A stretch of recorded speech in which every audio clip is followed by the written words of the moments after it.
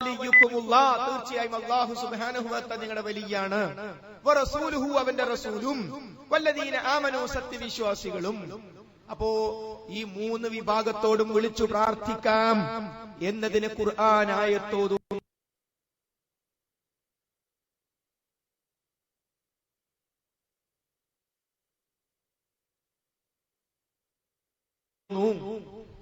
ഇവിടെയാണ് ഈ ഖുർആൻ ആയത്ത് കൊണ്ട് ഉദ്ദേശ്യം അതാണോ അല്ലേ നമ്മൾ എങ്ങനെ തീരുമാനിക്കും?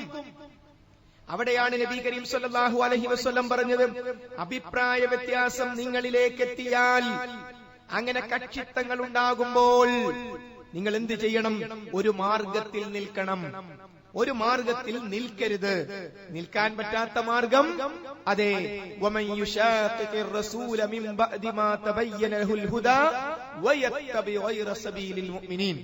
നിങ്ങൾ റസൂലുള്ളയോട് എതിര് പ്രവർത്തിക്കുകയും സത്യവിശ്വാസികളുടേതല്ലാത്ത മാർഗത്തെ പിന്തുടരുകയും ചെയ്യുന്ന മാർഗത്തിൽ നിങ്ങൾ നിൽക്കരുത്. മറിച്ച് അതല്ലാത്ത മാർഗത്തിൽ റസൂലുള്ളയോട് അനുഭാവപൂർവ്വം നിൽക്കുകയും സത്യവിശ്വാസികളുടെ മാർഗത്തിൽ നിങ്ങൾ നിൽക്കുകയും ചെയ്യണം. ഹദീസിൽ പറഞ്ഞത്, മാ അന അലൈഹി വ അസ്ഹാബി, ഞാനും എന്റെ സ്വഹാബത്തും ഇന്ന് ഏതൊരു മാർഗത്തിലാണോ ആ മാർഗം. അപ്പോൾ സൂറത്തു മാഇദയിലെ 55-ാമത്തെ ആയത്ത് ആദ്യമായി ഓതിയ റസൂലുള്ളയും അത് കേട്ട സ്വഹാബത്തും ആ ആയത്തിനെ എങ്ങനെ മനസ്സിലാക്കി? ഈ ആയത്തിറങ്ങിയപ്പോൾ അബൂബക്കർ സിദ്ദീഖ് റളിയല്ലാഹു അൻഹു പറഞ്ഞു, എനിക്ക് അടിയന്തിരമായി ഒന്ന് അബൂജഹലിനെ കാണണം, നമ്മളും അവരിപ്പോ ഒന്നായല്ലോ.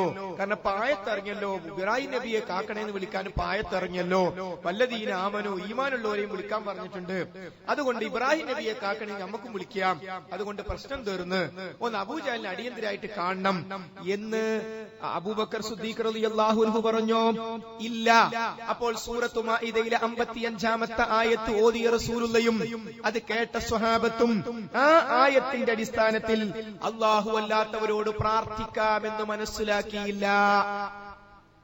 അവിടെയാണ് കൊട്ടപ്പുറത്ത് വെച്ച് നാം ചോദിച്ചത്, അല്ലാഹു അല്ലാത്തവരെ വിളിച്ചു പ്രാർത്ഥിക്കാൻ ഖുർആനിൽ തെളിവുണ്ടോ എന്ന് ചോദിച്ചപ്പോ ഉണ്ട്. 53-ാമത്തെ അധ്യായം സൂറത്തു സുഖ്റുഫിലെ 55-ാമത്തെ ആയത്ത് തെളിവുണ്ട് എന്ന് കൊട്ടപ്പുറത്ത് വെച്ച് പറഞ്ഞു. കഴിഞ്ഞുപോയ നമ്മുടെ പ്രവാചകന്മാരോട് മുഹമ്മദ് നബിയെ നീ ചോദിച്ചു നോക്കുക. അപ്പോൾ നാം ചോദിച്ചു, ആ ആയത്തോതിയ റസൂലുള്ളയോ സ്വഹാബത്തോ ഈ ആയത്തിന്റെ അടിസ്ഥാനത്തിൽ ഏതെങ്കിലും ഒരു സ്വഹാബി അല്ലാഹു അല്ലാത്തവരോട് വിളിച്ചു പ്രാർത്ഥിച്ചത് മുസ്ലിയാർക്ക് തെളിവുദ്ധരിക്കാൻ പറ്റുമോ? അപ്പോൾ മുസ്ലിയാരുടെ മറുപടി, ആയത്ത് കൊണ്ട് തന്നെ മനസ്സിലാകുമ്പോൾ എന്തിനാ മൗലവി സ്വഹാബി, എന്തിനാ തഫ്സീർ, എന്റെ ബുദ്ധി തന്നെ തോന്നുന്നുണ്ട്. എന്ത് ചോദിക്കാനാ പറഞ്ഞത്? അജഅൽനാ മിൻ ദൂനിർ റഹ്മാനി ആലിഹത്തൻ യുബദൂൻ, റഹ്മാൻ അല്ലാത്ത വല്ല ഇലാഹിനെയും ആരാധിക്കാൻ വേണ്ടി നിങ്ങൾക്ക് നിശ്ചയിച്ചു തന്നിരുന്നുവോ? അതാ ചോദിക്കണ്ടത്.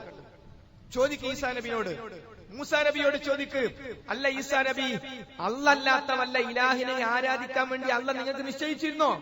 ചോദിക്കും മൂസാ നബി. അവരൊക്കെ പറയും ഇല്ല, പടച്ചോൻ തന്നെയാണ്. അപ്പൊ തൗഹീദിനുള്ള ആയത്താണ്, അള്ളാഹുവിനെ മാത്രമേ വിളിച്ചു പ്രാർത്ഥിക്കാൻ പാടുള്ളൂ എന്ന് പഠിപ്പിക്കാനുള്ള ആയത്താണ്. പകുതി ഓതിയിട്ട് മുസ്ലിയാർ അല്ലാഹു അല്ലാത്തവരോട് വിളിച്ചു പ്രാർത്ഥിക്കാൻ തെളിവാക്കുന്നത്. ഇവിടെ കൊട്ടപ്പുറത്ത് അള്ളാഹുവിനോട് മാത്രമേ പ്രാർത്ഥിക്കാവൂ, തെളിവ് 43-45.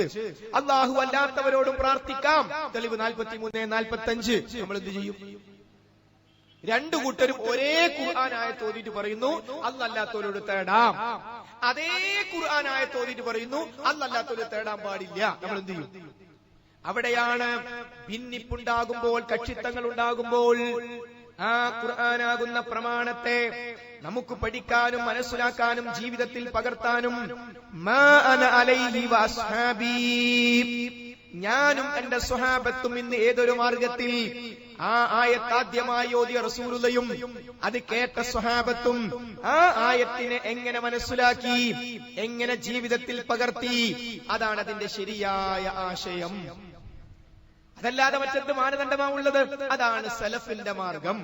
സലഫിന്റെ മാർഗം എന്നത് ഖുർആൻ പഠിപ്പിച്ചതാണ്, ഹദീസ് പഠിപ്പിച്ചതാണ്. 4-ാം അധ്യായം 115-ാമത്തെ ആയത്തിലൂടെ പഠിപ്പിച്ച മാർഗം.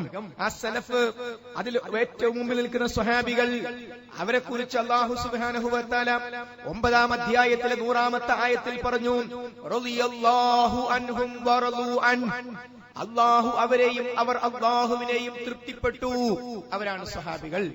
അപ്പോൾ സ്വഹാബികൾ പ്രമാണമല്ല, പ്രമാണങ്ങളെ എങ്ങനെ മനസ്സിലാക്കണമെന്ന മെത്തഡോളജി, പ്രമാണങ്ങളെ എങ്ങനെ മനസ്സിലാക്കണമെന്ന രീതിശാസ്ത്രം, അതാണ് സ്വഹാബാക്കളുടെ മാർഗം. അങ്ങനെ ഒരു മാർഗമുണ്ടെന്ന് പഠിപ്പിച്ചത് ഖുർആനാണ്, ഹദീസാകുന്നു. അപ്പൊ ഇതാണ്. അതേപോലെ ഒട്ടേറെ വ്യതിയാനങ്ങൾ നമുക്ക് ചുറ്റുഭാഗങ്ങളിൽ കാണാൻ കഴിയും. അല്ലാഹു സുബ്ഹാനഹു വ തആലയുടെ നിയമത്തെ മാത്രമേ നമ്മൾ അംഗീകരിച്ചുകൂടൂ. അതുകൊണ്ട് ഇസ്ലാമിക ഭരണം ഇവിടെ വരുത്തുന്നതിന് വേണ്ടി പ്രവർത്തിക്കൽ ലാ ഇലാഹ ഇല്ലല്ലാഹയുടെ ഭാഗമാണ്. ഇയ്യാക നഅ്ബുദു, നിന്നെ മാത്രം ഞങ്ങൾ ആരാധിക്കുന്നു. മൗദൂദി സാഹിബ് പറയുന്നു, പോരാ, ഇങ്ങനെ കൂടി ചേർക്കണം, നിന്നെ മാത്രം ഞങ്ങൾ അനുസരിക്കുന്നു, നിനക്ക് മാത്രം ഞങ്ങൾ അടിമവേല ചെയ്യുന്നു. ഈ മൂന്നർത്ഥവും പരിഗണിക്കണം. എന്നിട്ട് അദ്ദേഹം വിശദീകരിച്ചു, അള്ളാഹുവിനെ മാത്രം അനുസരിക്കുക, അള്ളാഹുവിന്റെ നിയമങ്ങളെ മാത്രം അനുസരിക്കുക.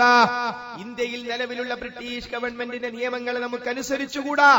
അവരെ കെട്ടുകെട്ടിച്ചിട്ട് പകരം കൊണ്ടുവരാൻ പോകുന്നത് ഇസ്ലാം അല്ലല്ലോ, പകരം ജനാധിപത്യമാ വരാൻ പോകുന്നത്. അപ്പോൾ ബ്രിട്ടീഷ് ഗവൺമെന്റ് ആകുന്ന ലാത്ത എന്ന വിഗ്രഹത്തെ മാറ്റി ജനാധിപത്യ ഗവൺമെന്റ് ആകുന്ന മനാത്ത എന്ന വിഗ്രഹത്തെ പാർലമെന്റ് മന്ദിരത്തിൽ സ്ഥാപിച്ചതുകൊണ്ട് ഇവിടെ എന്താ സംഭവിക്കുന്നത്? രണ്ടും ശിർക്ക് തന്നെ. ഈ ഒരു ശിർക്കല്ലാത്ത കാര്യം ശിർക്കായി നമ്മുടെ സഹോദരങ്ങൾ പറയാനുള്ള കാരണം, ഇയ്യാക നഅ്ബുദു എന്ന ആയത്തിന്റെ അർത്ഥം പറഞ്ഞെടുത്ത് ആ ആയത്ത് ആദ്യമായി ഓതിയ റസൂലുള്ളയും അതാദ്യമായി കേട്ട സ്വഹാബത്തും മനസ്സിലാക്കിയതിനെ പരിഗണിച്ചില്ല. ഈ കാര്യത്തിന് മാത്രം ഒരു ഉദാഹരണം പറയാം. മക്കയിൽ പീഡനങ്ങൾ ശക്തമായി വന്നപ്പോൾ മഹാനായ നബി കരീം സല്ലല്ലാഹു അലൈഹി വസല്ലം ബഹുമാനപ്പെട്ട സ്വഹാബാക്കളോട് പറഞ്ഞു, നിങ്ങൾ നജ്ജാശി രാജാവിന്റെ അടുത്തേക്ക് പോയിക്കോളൂ, നിങ്ങൾക്ക് അവിടെ അഭയമുണ്ട്. അന്ന് നജ്ജാശി മുസ്ലിമല്ല. ഒരു അനിസ്ലാമിക ഗവൺമെന്റിന് നേതൃത്വം നൽകിക്കൊണ്ടിരിക്കുന്ന നജ്ജാശി രാജാവിന്റെ അടുത്തേക്ക് അഭയം തേടിപ്പോകാൻ റസൂലുള്ള പറയുന്നു. അപ്പോൾ അവിടെ പോയാൽ ഏത് നിയമത്തെയാ സ്വഹാബികൾ അംഗീകരിക്കേണ്ടത്? ആ അനിസ്ലാമിക ഗവൺമെന്റിന്റെ നിയമങ്ങളെയാണ് അനുസരിക്കേണ്ടത്. അങ്ങോട്ട് അഭയം തേടിപ്പോകാൻ റസൂലുള്ള പറയുന്നു. അപ്പോൾ റസൂലുള്ളാഹിക്ക് ഇയ്യാക നഅ്ബുദു മനസ്സിലായില്ല, സ്വഹാബാക്കൾക്ക് മനസ്സിലായില്ല. അവിടെ അനുസരണം എന്നർത്ഥമുണ്ടെങ്കിൽ ആ അനുസരണത്തിന്റെ വ്യാഖ്യാനം അള്ളാഹുവിന്റെ നിയമങ്ങളെ മാത്രം അനുസരിക്കലാണെങ്കിൽ, അള്ളാഹു അല്ലാത്തവരുടെ നിയമങ്ങൾ അനുസരിച്ചാൽ ശിർക്കാണെങ്കിൽ, നജ്ജാശി എന്ന് പറയുന്ന അന്ന് മുസ്ലിമായിട്ടില്ലാത്ത, പിന്നീട് മുസ്ലിമായി നമുക്കറിയാം, ആ നജ്ജാശിയുടെ അനിസ്ലാമിക ഗവൺമെന്റിന്റെ കീഴിൽ ജീവിക്കുമ്പോ അത് ശിർക്കാണെന്ന് റസൂലുള്ളാഹിക്ക് തോന്നിയില്ല, മനസ്സിലായില്ല, സ്വഹാബത്തിനും തോന്നിയില്ല. അപ്പോൾ ഇവിടെ ഇല്ലാത്ത ഒരു തൗഹീദ്, ഇല്ലാത്ത ഒരു ശിർക്ക് ഉണ്ടായി വന്നത് ഇയ്യാക നഅ്ബുദു വ ഇയ്യാക നസ്തഈൻ എന്ന ആയത്ത് ആദ്യമായി ഓതിയ റസൂലുള്ളയും അത് കേട്ട സ്വഹാബത്തും ആ ആയത്തിനെ എങ്ങനെ മനസ്സിലാക്കി? അതുപോലെ മനസ്സിലാക്കുന്നിടത്ത് പരാജയപ്പെട്ടപ്പോൾ തൗഹീദ് അല്ലാത്തത് തൗഹീദായി, ശിർക്കല്ലാത്ത കാര്യം ശിർക്കായി മാറുകയും ചെയ്തു. ഇങ്ങനെയാണ് അപകടങ്ങൾ സംഭവിക്കുന്നത്. അപ്പൊ ഒരു കക്ഷി തന്നെ ഉണ്ടായിത്തീരുകയാണ് സ്വഹാബത്തിന്റെ മാർഗത്തിൽ നിന്നും വിട്ടുപോയപ്പോൾ. അപ്പോൾ എന്തായി? തങ്ങൾ വിയർപ്പൊഴുക്കുന്നത് എന്തിനു വേണ്ടിയാ? ലാ ഇലാഹ ഇല്ലല്ലാഹ്ക്ക് വേണ്ടിയാണെന്ന് ധരിച്ചുകൊണ്ട് വിയർപ്പൊഴുക്കുന്നത് ഇസ്ലാമിക ഭരണമുണ്ടാക്കാൻ. മിമ്പറിന്റെ മുകളിൽ കയറി മൗദൂദി സാഹിബ് ഖുത്ബ പറഞ്ഞു, ഭരണമില്ലാത്ത ദീൻ സങ്കല്പത്തിലെ വീട് പോലെ. നിങ്ങൾക്കൊരു വീട്, അതിന്റെ പ്ലാൻ നിങ്ങളുടെ മനസ്സിലുണ്ടെങ്കിൽ നിങ്ങൾക്ക് വീടാകുമോ? തന്റെ മിമ്പറിന്റെ താഴെ ജുമഅക്ക് വന്ന സത്യവിശ്വാസികളോട് ചോദിക്കുകയാണ്, ഈ ജുമഅക്ക് കൂടിച്ചേർന്ന സത്യവിശ്വാസികളെ, നിങ്ങളുടെ മനസ്സുകളിൽ ഒരു വീടിന്റെ പ്ലാൻ ഉണ്ടെന്ന് കരുതുക, വീടാകുമോ? ഇല്ല. എങ്കിൽ ഇസ്ലാമിക ഭരണം ഇവിടെ വന്നിട്ടില്ലെങ്കിൽ യഥാർത്ഥത്തിൽ ഇസ്ലാമില്ല.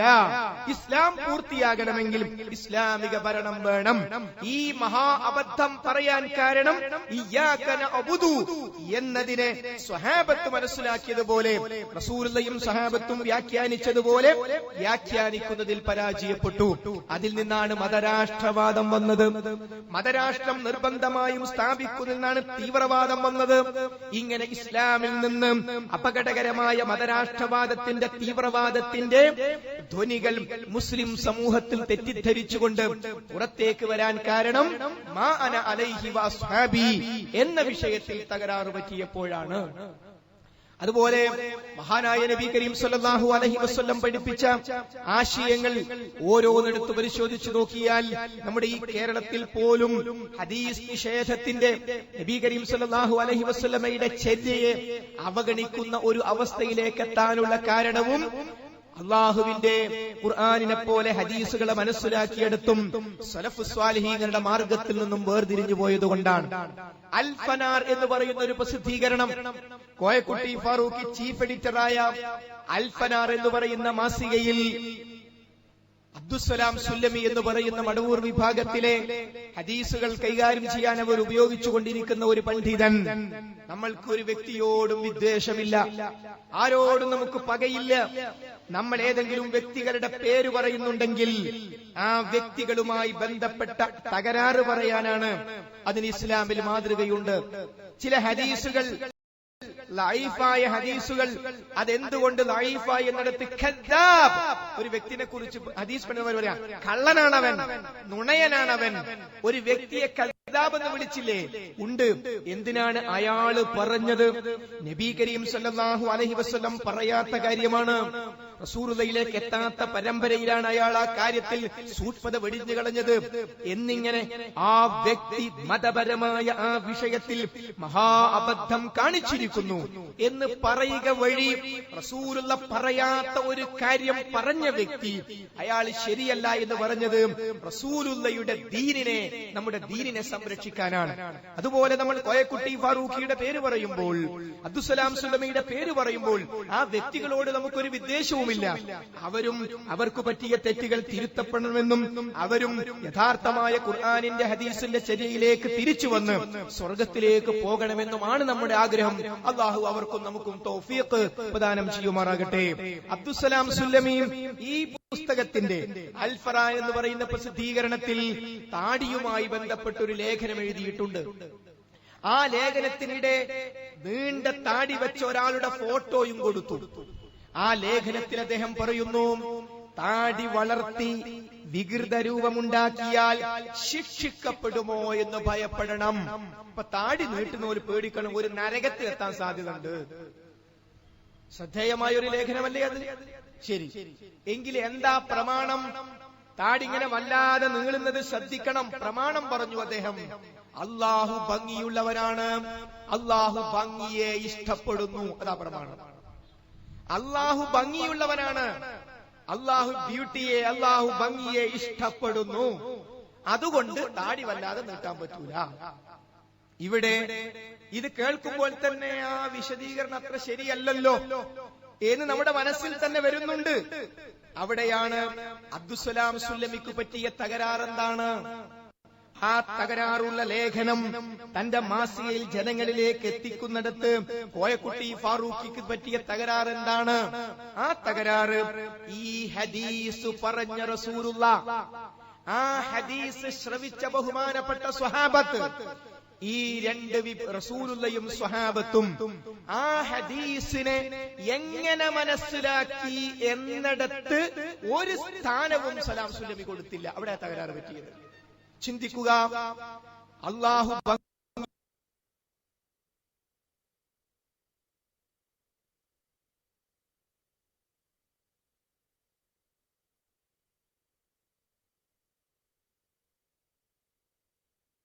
യുള്ളവനാണ്, അല്ലാഹു ഭംഗിയെ ഇഷ്ടപ്പെടുന്നു എന്ന് നബി കരീം സല്ലല്ലാഹു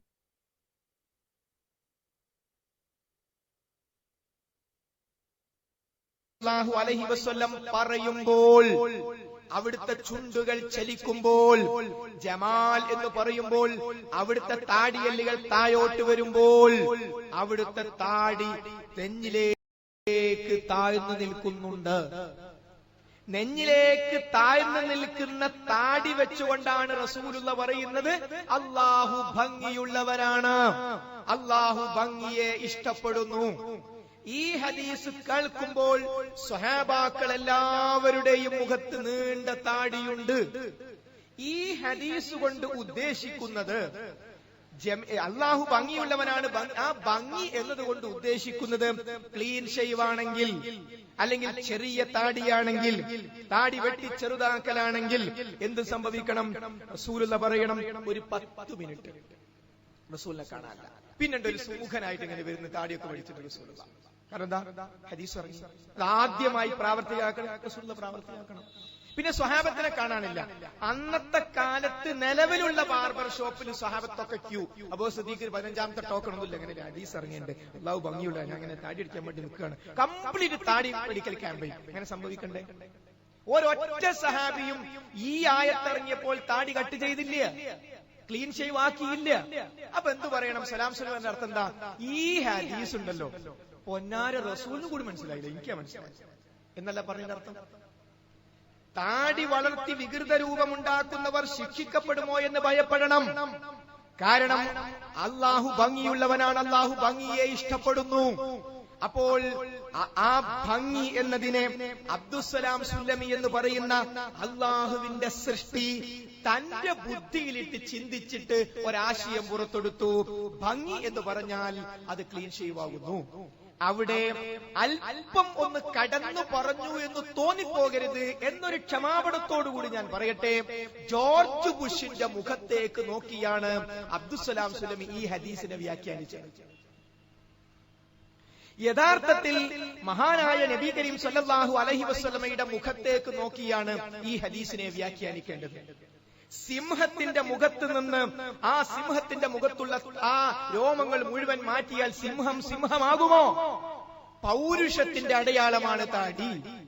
അപ്പൊ പുരുഷന്റെ ഭംഗി താടിയിലാണ്. നബി കരീം സല്ലല്ലാഹു അലൈഹി വസല്ലം അല്ലാഹു ഭംഗിയുള്ളവനാണ്, ഭംഗിയെ ഇഷ്ടപ്പെടുന്നു എന്ന് പറഞ്ഞ ആ ഹദീസിനെ നാം മനസ്സിലാക്കേണ്ടത് ആ ഹദീസ് പറഞ്ഞ റസൂലുള്ളയും അത് കേട്ട സ്വഹാബത്തും ആ ഹദീസിനെ എങ്ങനെ പ്രാവർത്തികമാക്കി. അത് തെറ്റിയാൽ ദുർവ്യാഖ്യാനം വരും, ഇല്ലാത്ത ആശയങ്ങൾ വരും. അവിടെയാണ് തകരാറ് പറ്റിയത്.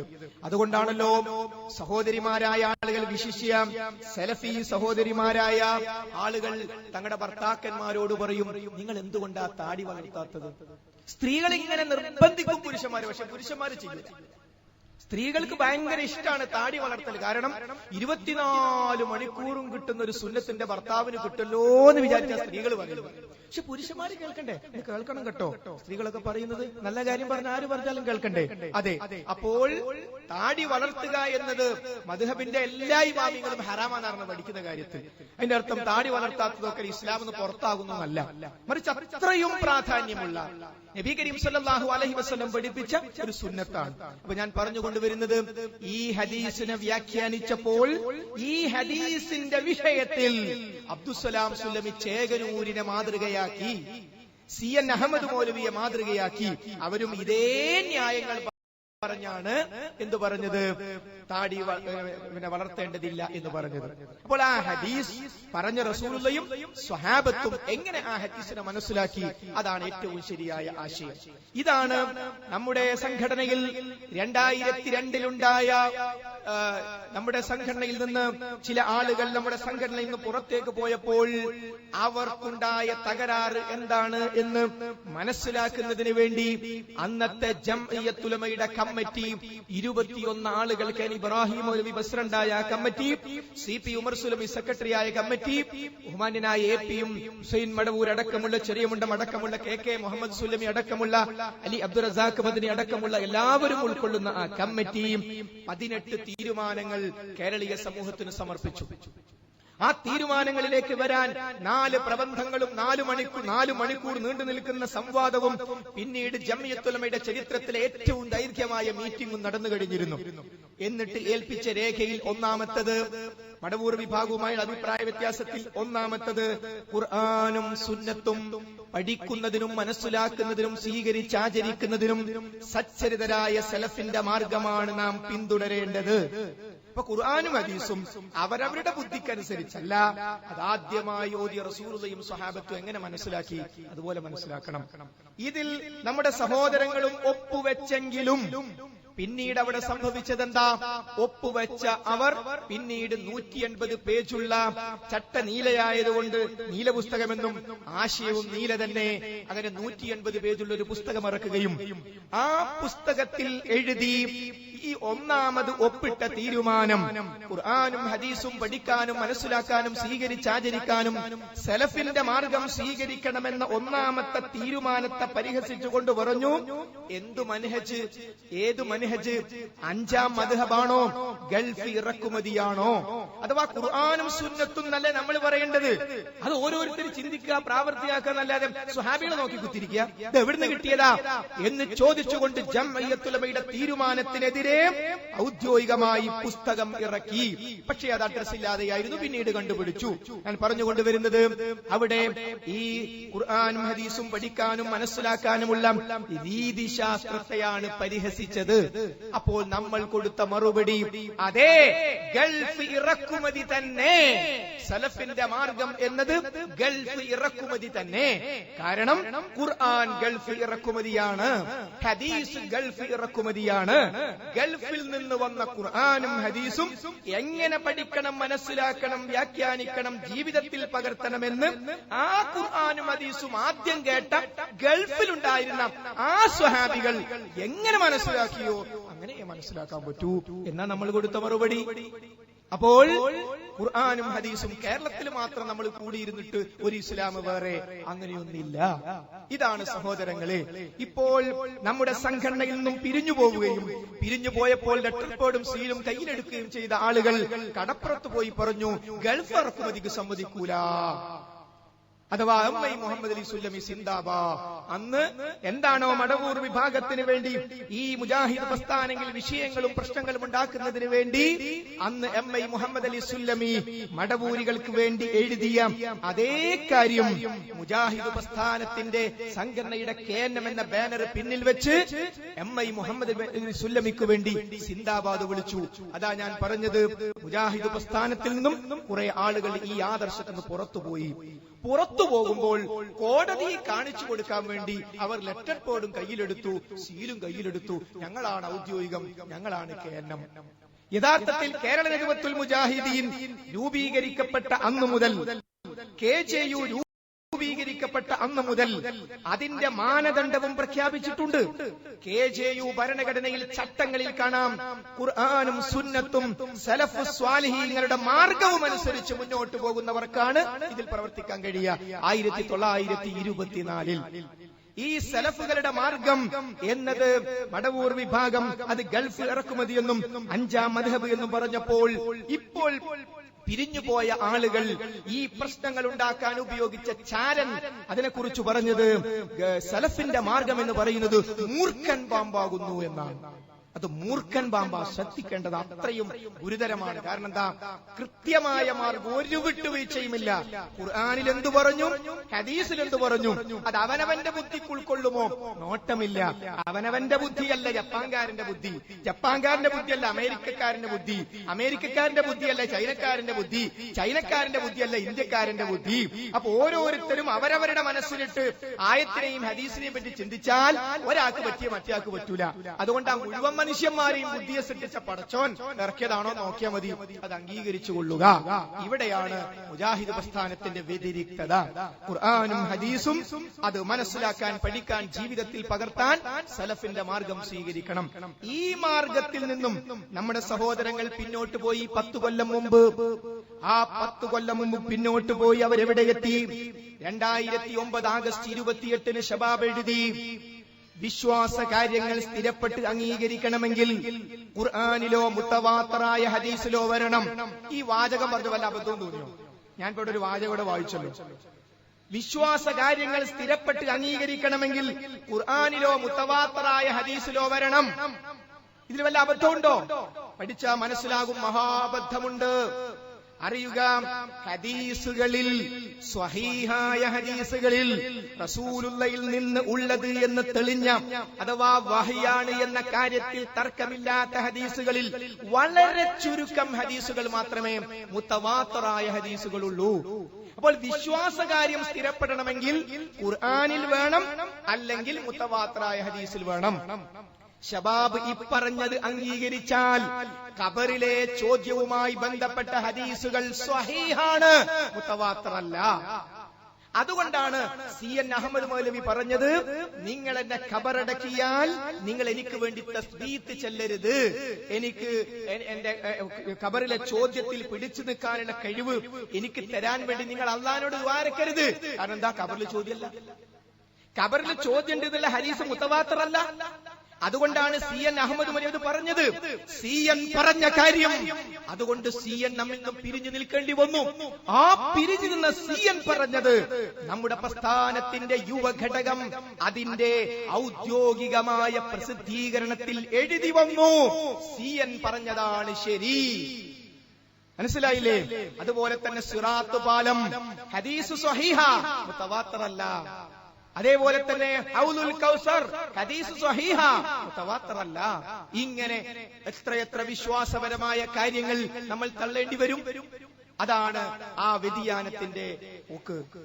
അബ്ദുസ്സലാം സുല്ലമി പറഞ്ഞു, സംസം വെള്ളത്തിന് രോഗശമനമുണ്ടെന്ന് പറയുന്ന മുഴുവൻ ഹദീസുകളും ദുർബലമാകുന്നു. നമ്മൾ ആരോഗ്യകരമായ സംവാദത്തിന് റെഡി. സംസം വെള്ളത്തിന് രോഗശമനം എന്ന് പറയുന്ന ഹദീസുകൾ സ്വഹീഹാണ്, സലഫികൾ തെളിയിക്കും. ഇനിയോ മാസപ്പറയുമായി ബന്ധപ്പെട്ട ഹദീസുകൾ, ആ ഹദീസുകൾ മടവൂർ വിഭാഗത്തിന്റെ ഉള്ളിൽ ഒരു പിളർപ്പുണ്ടാക്കി. എന്തായിരുന്നു പിളർപ്പ്? കഴിഞ്ഞ 10 കൊല്ലങ്ങൾ എടുത്തു നോക്കൂ, മിക്ക പെരുന്നാളുകളും അവരിൽ 2, നോമ്പുകൾ 2, അറഫ നോമ്പ് 2. കാരണം എന്താ? റസൂൽ പറഞ്ഞു, സൂമൂ ലിറുയതിഹി, നിങ്ങൾ നോമ്പ് വെൽക്കണം മാസം കണ്ടാൽ. മാസം കണ്ടാൽ, ഇനി കണ്ടില്ല, ആകാശത്ത് 23 മിനിറ്റ് ചന്ദ്രനുണ്ട്, 30 മിനിറ്റ് ചന്ദ്രനുണ്ട്, ഉറപ്പാ ചന്ദ്രൻ അവിടെ ഉണ്ട്, നോക്കി കാണുന്നില്ല. സലാം സലീം നോക്കേണ്ട കാര്യമില്ല, അവിടെ ചന്ദ്രൻ ഉണ്ടല്ലോ, നോമ്പായിക്കൊള്ളുന്ന മൂപ്പര് പറഞ്ഞത്. പക്ഷേ ഹദീസിന്റെ ബാക്കി എന്താ? മേഘം മൂടിയാൽ ആകാശത്ത് ഉള്ള ചന്ദ്രൻ, ആ ചന്ദ്രന്റെ മുകളിലൂടെ മേഘമങ്ങ് മൂടിപ്പോയി എങ്കിൽ എന്താ ഹദീസ്? ഫഅക്മിലുൽ ഇദ്ദ, നിങ്ങൾ എണ്ണം പൂർത്തിയാക്കുക. അവിടെ ബുദ്ധി പ്രവർത്തിച്ച് ഏതായാലും കാണണ്ട് ഉറപ്പല്ലേ, നമ്മൾ നോമ്പ് ഒരുക്കാൻ പറ്റൂല. ഫഅക്മിലുൽ ഇദ്ദ, നിങ്ങൾ എണ്ണം പൂർത്തിയാക്കുക. ഇത് സലാം സുല്ലമി സ്വീകരിച്ചില്ല. അപ്പോൾ മടവൂർ വിഭാഗത്തിന് 2 പെരുന്നാളായി. പല പെരുന്നാളുകൾക്കും ഒന്ന് മണിക്ഫാന്റെ, അബ്ദുസ്സലാം സുല്ലമിയുടെ, നമ്മുടെ മൻസൂർ അലിയുടെ, ബഷീർ പട്ടേൽ തായത്തിന്റെ, ഓയക്കുട്ടി ഫാറൂഖിന്റെ ഒരു പെരുന്നാള്. അന്ന് ഇവിടെ പെരുന്നാൾ കഴിക്കുമ്പോ മറ്റടുത്ത് നോമ്പ്, അത് ഹുസൈൻ മടവൂരിന് നോമ്പ്. ഈ അവസ്ഥ എങ്ങനെ വന്നു? അതാണ് വിഷയം. ആരാധനകളിൽ മാറ്റം. പെരുന്നാൾ സ്വീകരിക്കണമെങ്കിൽ അതിനുവേണ്ടി അതിന്റേതായ പ്രവർത്തനം നടത്തണം. അള്ളാഹ് പറഞ്ഞ സമയത്ത് പെരുന്നാൾ കഴിക്കുന്നാലേ പെരുന്നാളിനെ കൂലിയിട്ടുള്ളൂ. അപ്പോൾ ഇബാദത്തിന്റെ കാര്യത്തിൽ വരെ ഈ ഈർക്കൽ പ്രസ്ഥാനമായ മടവൂർ വിഭാഗത്തിന്റെ ഉള്ളിലും പിളർപ്പ് വന്നു, ഹദീസ് നിഷേധം കൊണ്ട്. തീർന്നില്ല. അങ്ങനെ നിഷേധിച്ച് എവിടെ എത്തിയെന്നറിയുമോ? അവസാനം മുജീബ് റഹ്മാൻ കളിയാക്കി.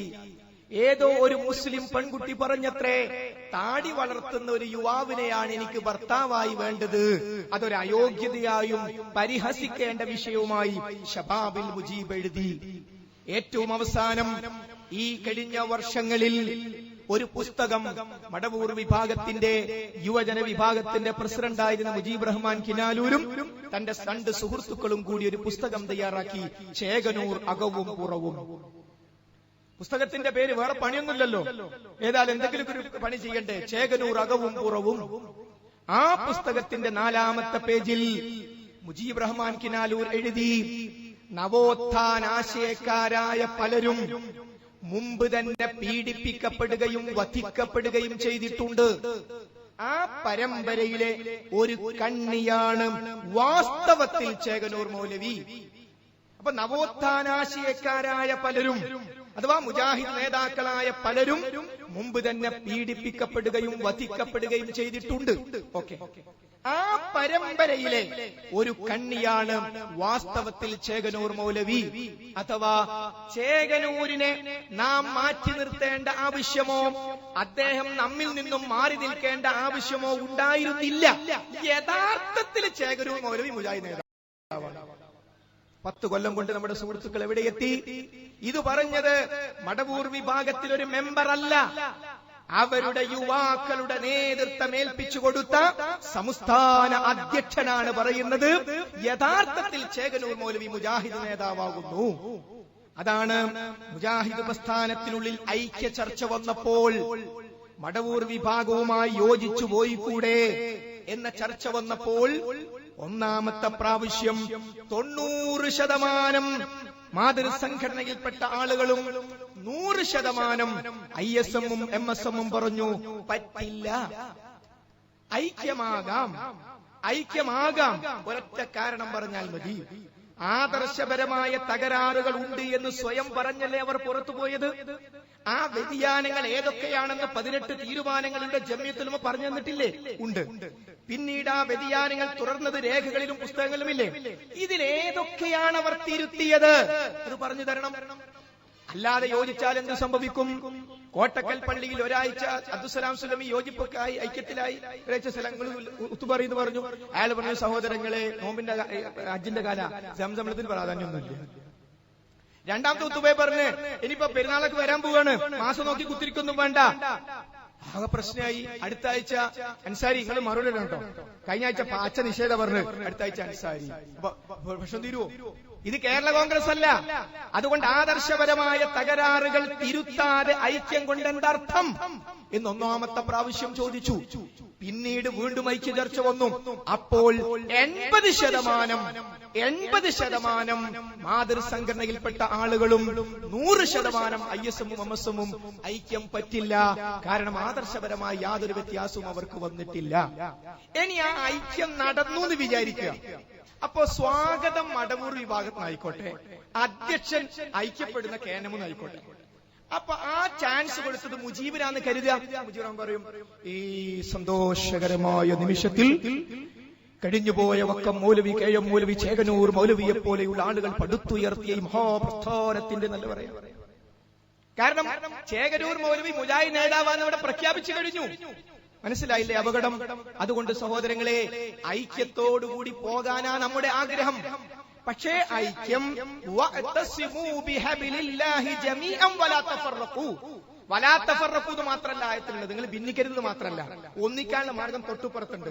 വഅതസിമൂ ബിഹബിലില്ലാഹി ജമീഅ, അല്ലാഹുവിന്റെ പാശത്തെ നിങ്ങൾ മുറുകെ പിടിക്കണം. അപ്പൊ പിന്നെന്താ? ഖുർആനും ഹദീസും മുറുകെ പിടിച്ചാൽ പ്രശ്നം തീരും. സംസം വെള്ളം ചർച്ച ചെയ്യുക, 2 ദിവസം എടുക്കുക. സലാം സുന്നിക്ക് മനസ്സിലാവും ഹദീസ് സ്വഹീഹാണ്. തയ്യാറുണ്ടോ? ഓക്കെ. അടുത്ത വിഷയം എടുക്കുക, മാസപ്പറവി. അടുത്തിടയ്ക്ക് സിറാത്ത് പാലം. ഓരോന്ന് ശരിയാക്കുക. അല്ലാതെ എന്താ ഐക്യം?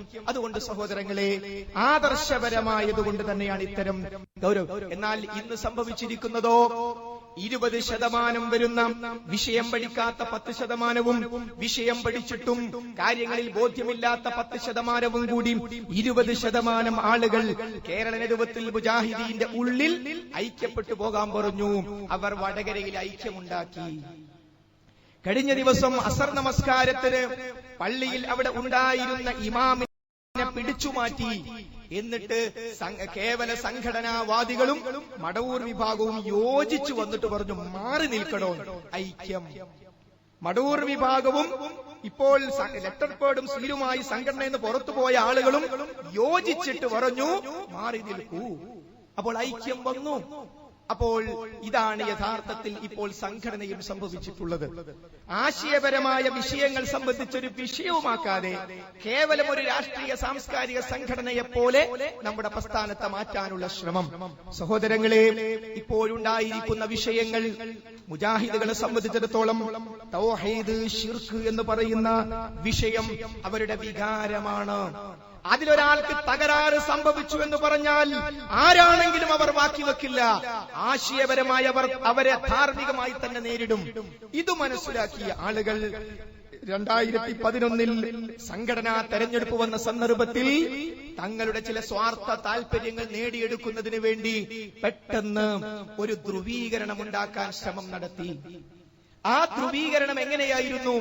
ആ ധ്രുവീകരണത്തിന് വേണ്ടി എന്താണോ മുജാഹിദ് പ്രസ്ഥാനത്തിന്റെ ഉള്ളിലേക്ക് ഈ ഖുർആനും ഹദീസും പഠിക്കാനും മനസ്സിലാക്കാനുമുള്ള രീതിശാസ്ത്രത്തെ തള്ളുകയും ഹദീസ് നിഷേധത്തെ കൊണ്ടുവരികയും ചെയ്ത ആളുകൾ അത് മറച്ചുവെക്കാൻ വേണ്ടി മുജാഹിദുകളെ കുറിച്ച് പറഞ്ഞു. AP അബ്ദുൽ ഖാദർ മൗലവി നേതൃത്വം നൽകുന്ന KNM ജിന്നുകളെ സേവിക്കുന്നവരാകുന്നു. ആ 2002 ആഗസ്റ്റ് 23 ഷബാബ് എഴുതി, മുജാഹിദ്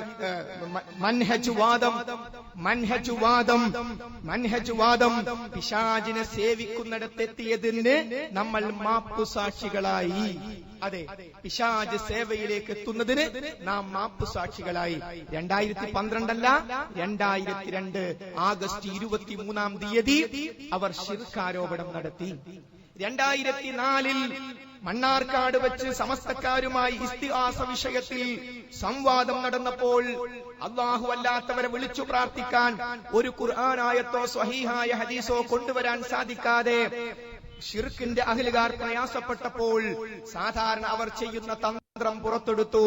യാ ഇബാദല്ലാഹ് ഈനൂനി എന്ന് പറയുന്ന ഒരു ഹദീസ് ഉണ്ടല്ലോ. ഒരു വിജനപ്രദേശത്ത് എത്തിപ്പെട്ട് അങ്ങനെ വാഹനമൃഗങ്ങൾ നഷ്ടപ്പെട്ടു പോയാൽ റസൂലുള്ള പറയാണ്, നിങ്ങൾ എന്തു ചെയ്തോളൂ, നാം കാണാത്ത അവിടെ ഹാജറുള്ള അള്ളാന്റെ അടിമകളെ വിളിച്ചോളൂ എന്ന ഹദീസ് ഉണ്ടല്ലോ. ഇത് പറയുമ്പോൾ മുസ്ലിയാർക്കറിയാം ഈ ഇപ്പുറത്ത് മറുപടി പറയുന്ന സക്കരിയ സ്വലാഹി KJUവിന് വേണ്ടി എന്തു മറുപടിയാണ് പറയുക എന്ന് മുൻകൂട്ടി മുസ്ലിയാർക്കറിയാം. എന്താ സക്കരിയ സ്വലാഹി കൊടുത്ത മറുപടി? എന്താണ് സലഫി ലോകം കൊടുത്ത മറുപടി? ഇപ്പോഴും കൊടുത്തുകൊണ്ടിരിക്കുന്ന മറുപടി, ആ ഹദീസ് ദഈഫാണ്, ആ ഹദീസ് ദഈഫാണ്, ദുർബലമാണ്. പക്ഷേ ദുർബലമാണ് എന്നാണ് മറുപടി കിട്ടുക എന്നറിഞ്ഞിട്ടും എന്തിനാ മുസ്ലിയാർ ഉദ്ധരിച്ചത്? അതിനൊരു കാരണമുണ്ട്.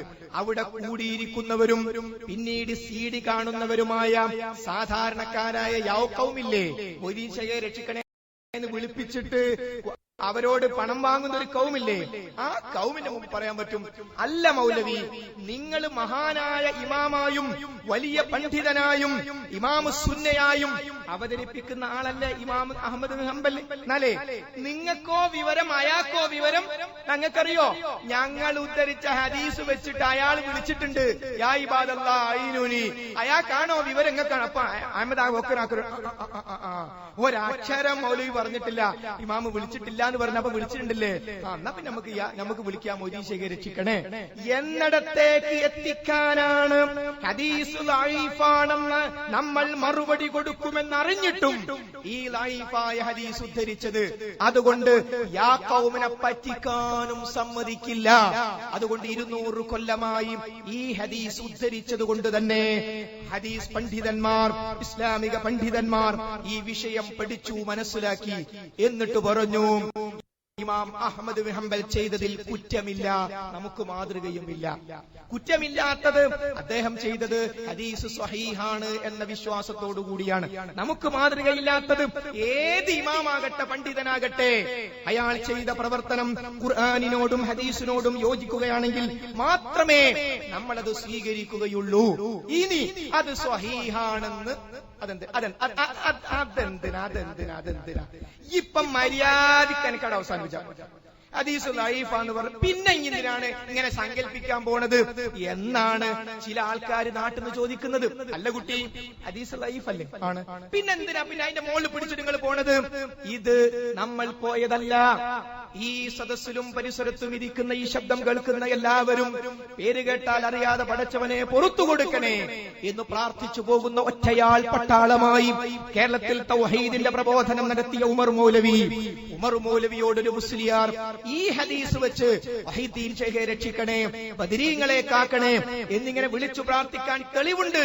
കാരണം യാ ഇബാദല്ലാഹ് എന്ന് പറഞ്ഞപ്പോൾ ഉമർ മൗലവി കൊടുത്ത മറുപടി, ഈ ഹദീസ് ബലഹീനമാണെന്നതിൽ തർക്കം തർക്കമില്ല.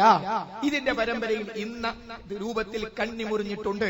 അടുത്ത വാചകം, ഇനി ഹദീസ് സ്വഹീഹാണെന്ന് വെറുതെ സങ്കൽപ്പിച്ചാൽ തന്നെയും വാദവിഷയവും ഇതും തമ്മിൽ ബന്ധമില്ല. വാദം മൊഹീദ്ദീൻ ഷെയ്ഖെ രക്ഷിക്കണേ എന്ന് വിളിക്കാൻ പറ്റുന്നാണല്ലോ. അപ്പൊ ഉമർ മൗലവി നിങ്ങൾ അങ്ങനെ സങ്കല്പിക്കാൻ പോയത്? അന്ന് KP ചോദിച്ചില്ല, അന്നുള്ള പണ്ഡിതന്മാരൊന്നും ചോദിച്ചില്ല. അപ്പൊ സഹോദരങ്ങളെ, അങ്ങനെ സങ്കല്പിച്ചിട്ട് അങ്ങനെയാണെങ്കിൽ പോലും മൊഹീദ്ദീൻ ഷെയ്ഖെ രക്ഷിക്കണേ എന്നുള്ള വിളി പോലെയുള്ളൊരു വിളിയല്ല യാ ഇബാദല്ലാഹ് എന്ന് ഹദീസ് പഠിച്ചുകൊണ്ട് സമർത്ഥിക്കാൻ കാരണം തെറ്റിദ്ധരിച്ചു പോയിട്ടെങ്കിലും മൊഹീദ്ദീൻ ഷെയ്ഖെ രക്ഷിക്കണേ എന്ന് വിളിക്കാൻ പറ്റില്ല. ശിർക്ക് ചെയ്യാൻ അതിന് തെളിവില്ല എന്ന് സമർത്ഥിക്കാനാണ്. ഇതാണ് നമ്മുടെ ആ മറുപടിയാണ് 2004 നമ്മൾ കൊടുത്തത്. അബ്ദുസ്സലാം സുല്ലമി അതിനെ ഖണ്ഡിച്ചു. ഇപ്പോൾ ബഹുമാന്യനായ TP അബ്ദുള്ള കോയ മദനി സത്യധാരക്കാരന് അഭിമുഖം കൊടുത്ത പറയാണ്.